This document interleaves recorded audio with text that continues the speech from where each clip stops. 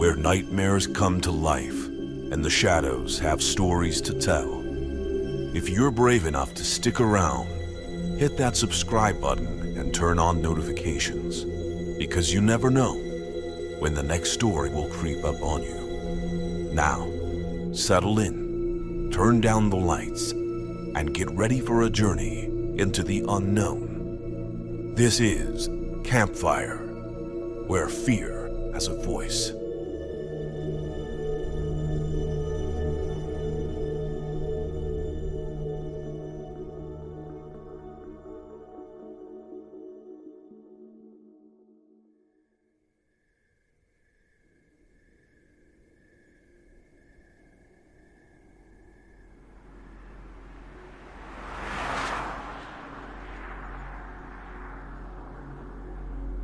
I'd been driving through the Nevada desert all day, the sun bleeding dry across the endless horizon.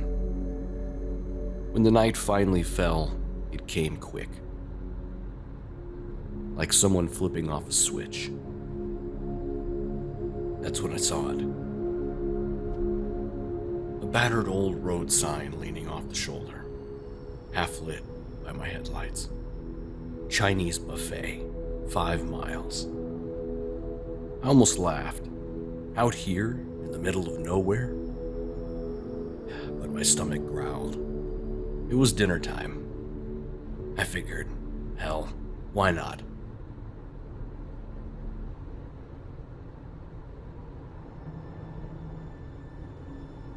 A few minutes later, I spotted lights flickering on the horizon. An oasis of neon in a sea of black. As I got closer, I realized it wasn't just a restaurant. It was alive. Chase lights wrapped around the roof. Billboards promised slots, jackpots, good fortune. The place was glowing like a lonely Vegas casino lost in the desert. And weirdest of all, the parking lot was packed. Row after row of cars filled the dirt lot out front. Where in the hell have they all come from? I circled around back and found a spot near a chain link fence, tires crunching over the dirt and gravel. I killed the engine and stepped out into the night. It was so dark beyond the buffet's lights that it was like stepping into ink. No houses, no gas stations, no highway noise, just crickets and the far-off hum of neon. I lit a cigarette, just needing a minute to collect myself. As I leaned against the car, another vehicle pulled into the lot. A cherry red 1957 Chevy, kicking up a cloud of dust. A young couple hopped out, the guy wearing a Letterman jacket. The girl had her hair in a beehive, poodle skirt swishing as she walked. They flirted and laughed as they headed toward the entrance, sneaking glances at me as they passed. When they opened the door, music and laughter spilled out. Real live music, not a recording. I flicked my cigarette into the dirt. Something about the parking lot didn't sit quite right.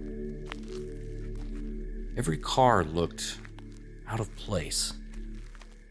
A 70s Corvette set next to a battered Pinto from the 1980s. A gleaming black Saturn from the early 2000s. And a dust-covered Model T hunched over like a skeleton in the far corner. It didn't feel like a car show. It felt very random. I tried to shake it off. Probably some themed party. People liked weird crap in Nevada, right?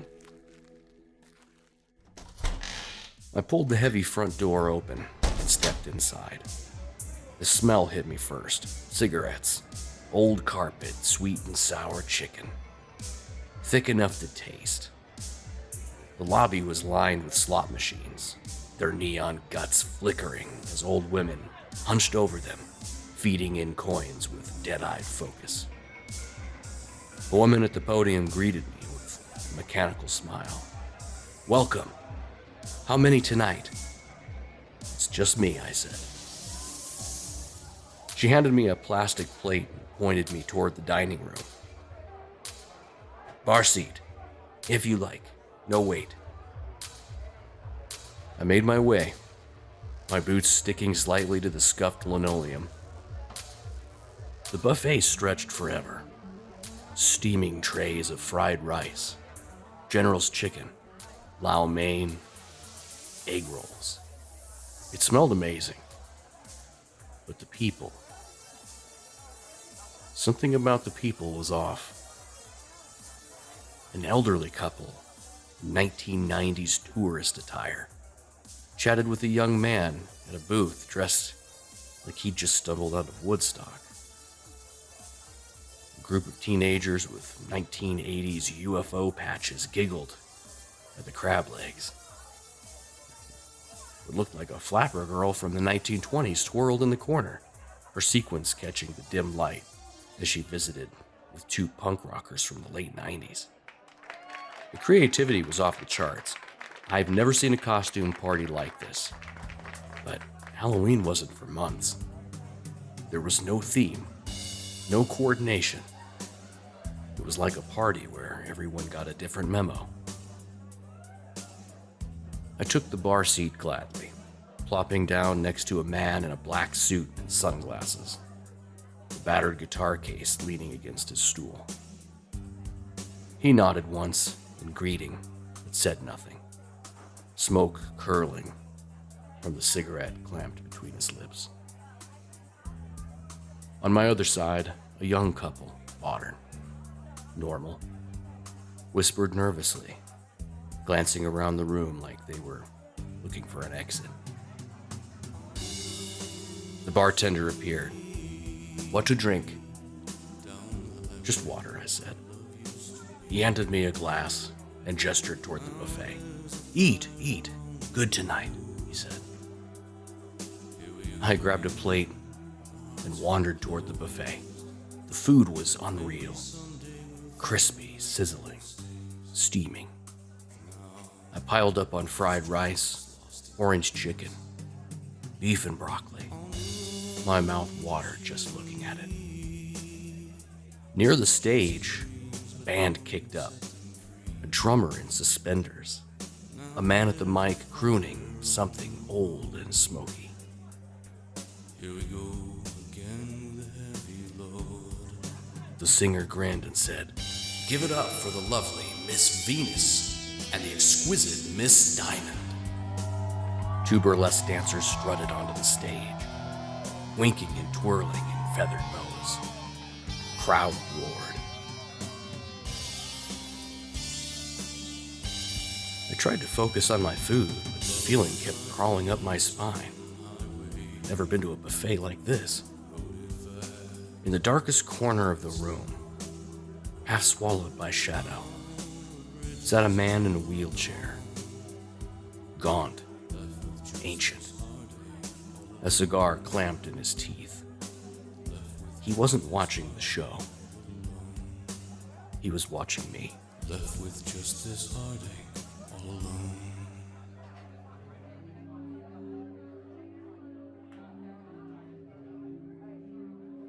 I returned to the bar and sat down in my seat, looking back down to my plate. I started to eat the fried rice. Damn, it might have been the best I ever had. And I love fried rice, so I would know. As I sampled the other food on my plate, I just couldn't get over how good everything was. I'd never had better Chinese food in my life, especially at a buffet. It was so good, I joked to myself that I'd probably end up getting food poisoning. Like there had to be a catch, right? Just as I was starting to enjoy my food, a young woman, mid-20s, leaned in to my left side. "Mind if I sit here?" she asks.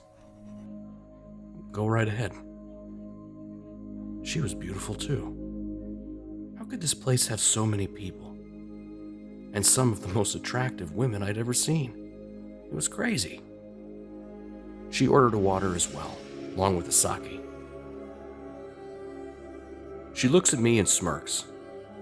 She had long, dark hair that tumbled over her shoulders in lazy waves, and a sly sort of smile that made her seem both mischievous and sad.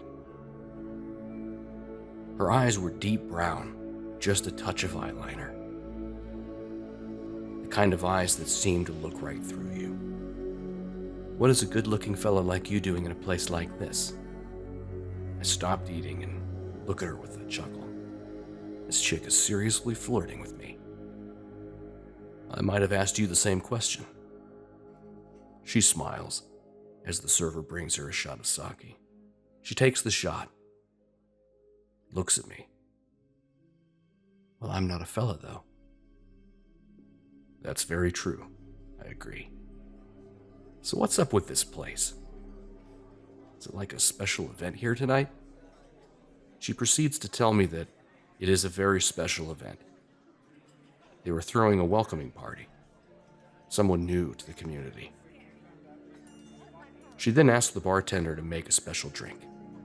I try to tell her I can't. I'm driving a long way tonight. But she won't let me off the hook. She insists that I have one drink with her. I can't say no. I give in. The bartender brings the drinks.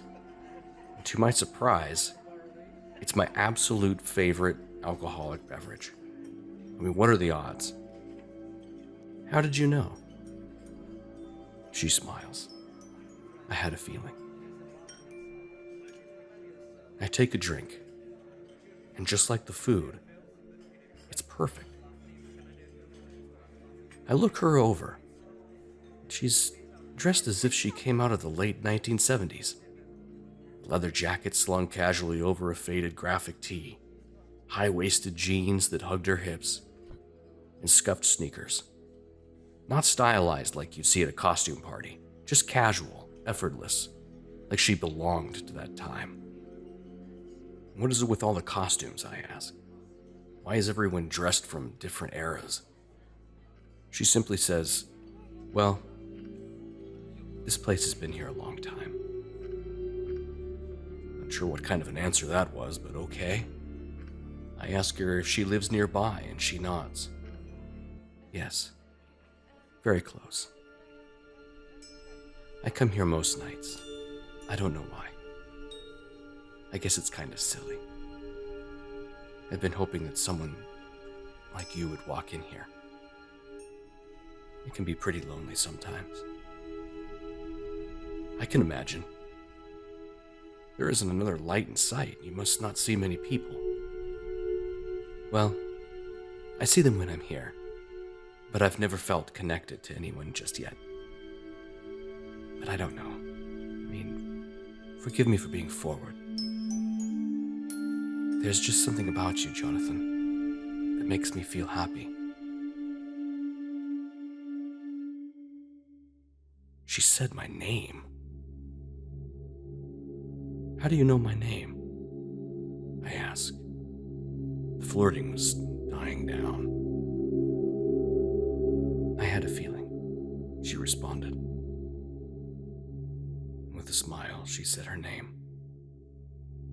My name is Melissa. She puts her hand out to shake mine, and I slowly reach out to shake hers. Looking her in the eyes, I could feel my heart pounding. Something is wrong with this place. Who is this woman? Why does she know my name and my favorite drink? And then I can feel the eyes on me from around the room. I start to look around, and people are starting to stare at me. People in the booths, at the tables, even the dancers on the stage. The musician is pointing right at me while continuing his song. And the creepy old man in the wheelchair with his cigar. The bartender. Everyone is looking at me. It's becoming claustrophobic. Am I drunk? Have I been drugged? I mean, I don't feel drugged, but this is weird. This is crazy. Why is everyone looking at us? I ask her. I think they're just curious about you. She leans in. Can I be honest? She hesitates. I've not been very lucky finding a man. And I think everyone is hoping that you will be the one. Okay, I'm officially weirded out. This is insane. I start to back off. I stutter, appreciating the thoughts. I need a minute. I look to the bartender and ask, where's the restroom? He points to his right, toward the hallway. I stumble out of my seat, everyone continuing to watch me toward the hallway. Melissa staring at me nervously, longingly. I give one final glance to the room and hurry down the hallway, my footsteps echoing too loud against the stained tile floor.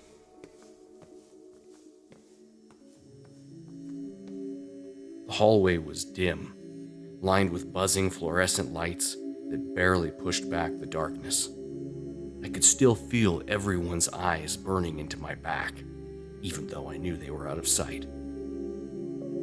I found the restroom and shoved the door open. It creaked like something out of a horror movie. Inside, it was worse than I expected. One of the sinks was cracked clean through. The mirror above was grimy, spotted with black mildew along the edges. The fluorescent light above me flickered and buzzed, casting me in a sickly yellow glow. I rushed to the sink and turned on the tap, and splashed cold water on my face. I gripped the cracked porcelain, staring at myself in the broken mirror. Get it together, I whispered. Just walk out, pay your bill, and just get out of here. I took a deep breath, straightened up, and wiped my face dry with my sleeve. For a second, everything seemed normal again. Maybe it was just the drive, the long day, the weirdness of the desert getting to me.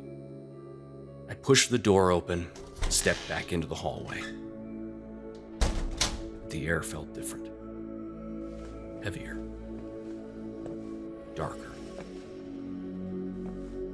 As I made my way back toward the dining room, my boots sticking faintly to the floor, I noticed the music had stopped. No voices, no clinking dishes, no laughter, nothing. I rounded the corner into the dining room and froze. It was empty. The buffet, the bar, the tables, the stage, all of it deserted. Chairs were overturned. Dishes sat abandoned. Stage lights were cold and dead. Dust coated everything, thick enough to dull the colors. The only light now was from the pale glow of the moon, filtering through the shattered windows. The buffet looked like it hadn't been touched in decades. A chill crept up my spine. I stumbled forward, my boots crunching over broken glass. I pushed through the front doors into the night. The neon sign that had once blazed Chinese buffet was shattered, hanging loose on its bolts, dead and dark. The parking lot was a wasteland. Cars were gone. Every single one of them. The only thing left was my car, sitting low on 4 flat tires, coated in dust. It looked like it had been sitting there for years. I ran to it, yanking open the driver's side door. I jammed my key into the ignition and turned. Nothing. Not even a click.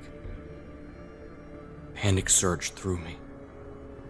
I popped the hood, fumbling with the rusty latch, and lifted it. The engine was still there, but everything was caked in dust and sand, like it had been abandoned long ago.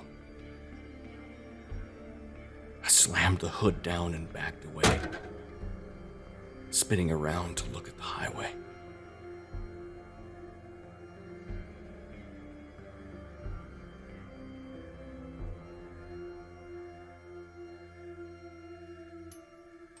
Darkness.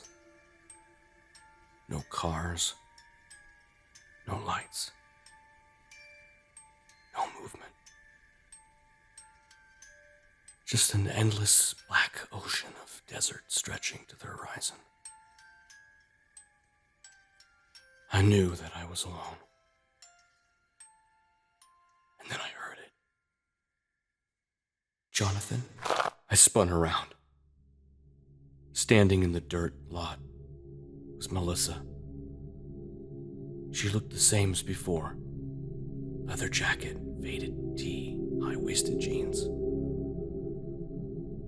Her hair fluttered loose around her shoulders in the breeze. Her smile was soft, almost sad. "Please stay," she asked softly. "I know I can make you happy." Her voice carried across the empty lot, sharp and clear in the dead silence. I took a step back. "Melissa, what is this? What's happening?" I asked as my voice cracked. She didn't answer. She just smiled. A smile so gentle and sad. It just broke something inside of me. "You don't have to be alone anymore," she whispered. "Not ever again." She held out her hand. Behind her, the shattered windows of the buffet glowed faintly with the cold moonlight. The desert seemed to fold inward, swallowing everything but her and me. I stood frozen, heart slamming against my ribs, the wind tugging at my clothes, my mind screaming at me to run, to do something, but my legs just wouldn't move. Melissa took a step closer. Her hand was still outstretched. Her eyes were wide, pleading. "Trust me," she says. And as the world dissolved around us and the stars faded into nothing, I realized I wasn't going anywhere. Not anymore.